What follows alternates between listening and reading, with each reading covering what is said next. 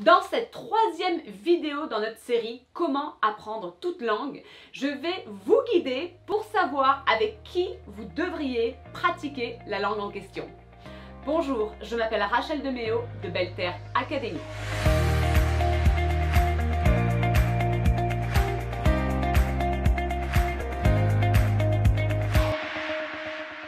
Forcément, vous savez que quand vous apprenez une langue, il faut la pratiquer. C'est non seulement utile de pratiquer la langue, mais ça aide avec l'apprentissage. Et puis, c'est pour ça qu'on apprend une langue, c'est pour pouvoir s'en servir, n'est-ce pas, pour pouvoir communiquer.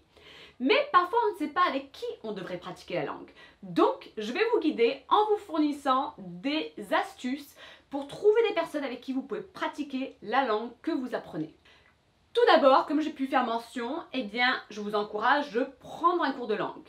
Dans les formations que je propose à Belle Terre Academy, justement, il y a des cours en ligne pour pouvoir apprendre l'anglais, le français, entre autres, et du coup pouvoir pratiquer la langue en question. Quand vous êtes dans un cours, que ce soit vous faites partie d'un cours en personne, en présentiel ou bien un cours en ligne, recherchez des étudiants avec qui vous pouvez pratiquer en dehors de la salle de classe régulièrement. C'est-à-dire que dans votre classe, encore une fois que ce soit une classe virtuelle ou bien une classe en présentiel, vous voulez rechercher ces élèves qui veulent véritablement apprendre la langue et des personnes avec qui vous pouvez pratiquer.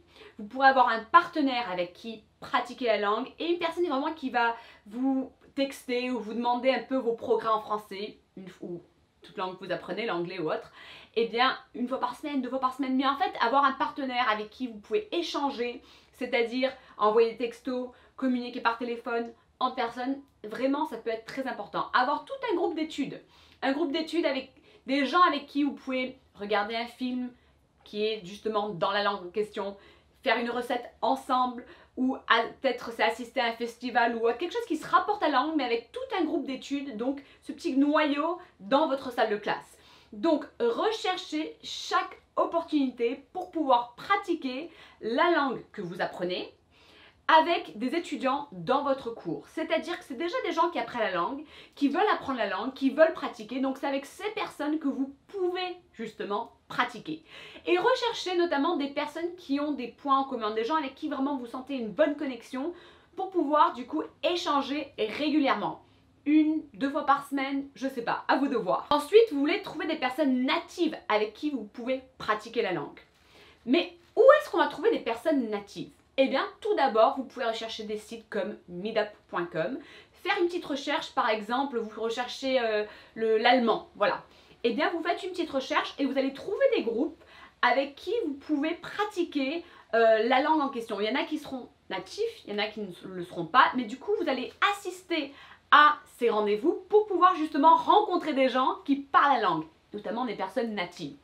Il existe aussi un autre site qui s'appelle On va sortir. Vous pouvez faire exactement la même recherche dans la barre de recherche dans votre région. Vous pouvez tout simplement indiquer par exemple arabe et vous cherchez des groupes du coup où vous pouvez pratiquer l'arabe de façon vraiment conviviale du coup parce que c'est souvent sous forme d'activité ou de jeu ou dans un rendez-vous vous prenez un café ou autre. Donc vraiment ça peut être très utile de rechercher même sur des sites comme par exemple Le Bon Coin ou en faisant une recherche Google.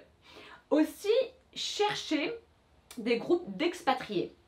Donc, par exemple, vous recherchez des personnes anglophones avec qui pratiquer le français. Faites une recherche sur Facebook où vous écrivez justement expat anglais et vous mettez la ville la plus proche où vous habitez, on va dire. Donc, par exemple, vous dites Marseille, anglais, expat. Voilà. Moi, la petite astuce que j'ai à vous proposer, c'est de faire cette recherche sur Facebook, dans la langue en question. C'est-à-dire, vous recherchez un groupe d'Allemands on va dire, à Genève. Vous allez rechercher ce groupe d'expats en l'écrivant en allemand. Vous comprenez ? Ça va vraiment vous guider pour trouver de vrais groupes d'expatriés. Une fois que vous faites partie de ce groupe, vous allez commencer à contacter les membres différents, regarder qu'est-ce qu'ils font comme événement pour pouvoir y assister et du coup retrouver des gens qui parlent la langue et avec qui vous pourrez pratiquer.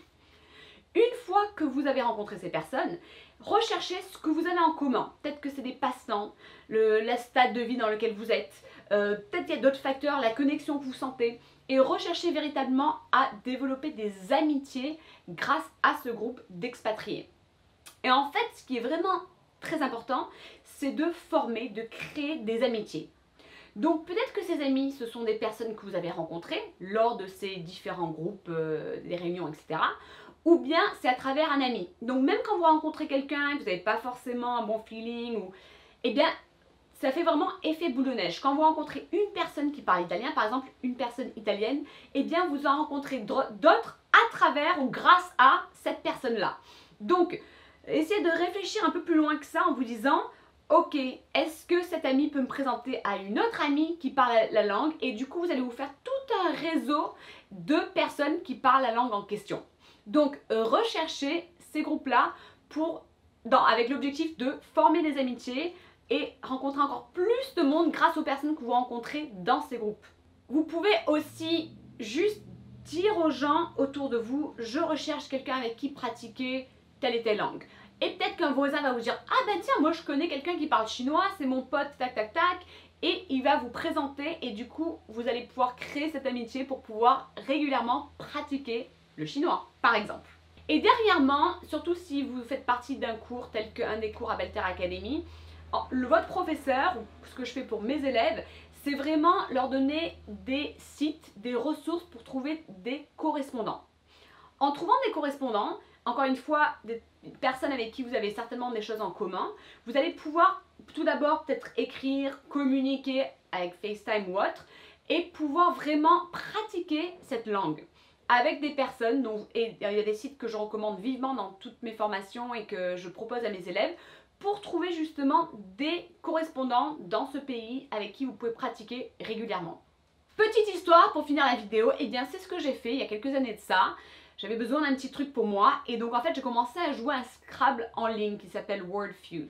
Et en fait je le joue en français, j'ai pas pensé forcément le jouer en italien ou une langue que j'aurais voulu peut-être apprendre, mais ça peut aider, j'en ferai une autre vidéo qui expliquera un petit peu plus. Mais en fait du coup voilà, je faisais partie d'un Scrabble en ligne et grâce à ce jeu j'ai pu rencontrer Alexandra, une maman on avait pas mal de choses en commun, on avait tous les deux des enfants, pas mal de trucs en commun, on a commencé à correspondre comme ça et on s'est rencontrés. Maintenant on se voit chaque année, on est devenus de très bonnes amies et on correspond encore une fois régulièrement.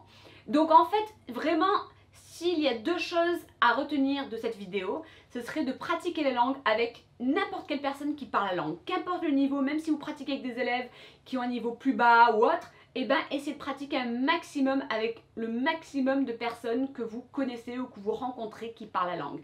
Deuxièmement, commencez à développer, à établir des amitiés à longue durée pour pouvoir vraiment pratiquer cette langue régulièrement et pouvoir du coup l'apprendre et la maintenir pour toute une vie.